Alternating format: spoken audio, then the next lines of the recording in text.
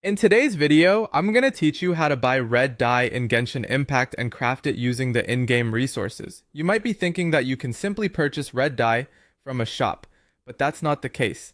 Instead, you'll be crafting it using the housing system known as the Serenitea Pot. Let's walk through the process together.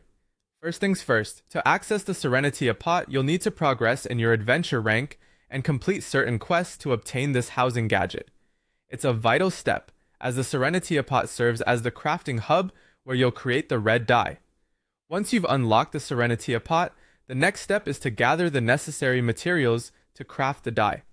You'll need one of several options here: Sunsetia, Carrot, Valberry, Zaytune Peach, or Embercore Flower. These items can typically be found in various locations throughout Teyvat and are common enough that collecting them shouldn't be too much of a hassle. Take your time to explore and harvest these resources. They may even come in handy for other crafting recipes in the future. Now that you've collected the materials, enter your Serenitea Pot by using the gadget from your inventory. Once inside, find and interact with Tubby, the teapot spirit who helps with crafting and managing your realm. You'll want to select the option to create furnishings, then navigate over to the Dyes tab, which is conveniently marked by an icon that looks like a bottle. In the Dyes tab, locate the red dye. Here, you'll see the option to select from the materials you've gathered. Choose any one of the materials you have on hand to create the red dye.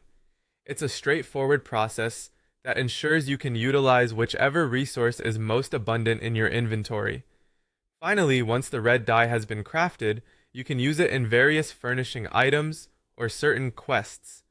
For instance, there's a quest titled On the Stage, Behind the Stage that requires red dye, along with pine wood. Having some extra red dye on hand is always a good strategy, especially if you enjoy customizing and decorating your space within the Serenitea Pot, and that's all there is to it.